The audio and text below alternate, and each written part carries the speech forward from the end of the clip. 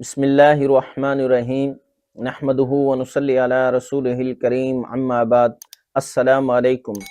آج ہم بات کریں گے خواب کے اندر پیاز دیکھنا کیسا ہے۔ حضرت ابراہیم کرمانی رحمۃ اللہ علیہ ارشاد فرماتے ہیں کہ خواب کے اندر پیاز کا دیکھنا مال حرام، بدی اور ناخوش بات ہے۔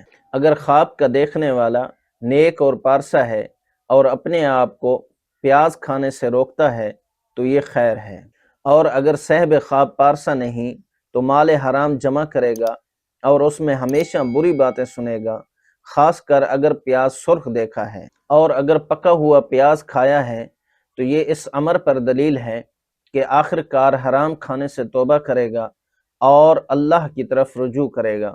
حضرت جعفر صادق رحمہ اللہ تعالیٰ علیہ ارشاد فرمایا کہ خواب کے اندر پیاز کا دیکھنا 3 وجہ پر ہے۔ پہلی وجہ مال حرام، دوسری وجہ غیبت، چغلی اور بری بات، تیسری وجہ کاموں میں خرابی اور پشیمانی۔ اللہ پاک سے دعا گو ہوں کہ اللہ پاک ہمارے لیے ہمارے ان خوابوں کو باعث برکت اور رحمت بنائیں۔ السلام علیکم ورحمۃ اللہ وبرکاتہ۔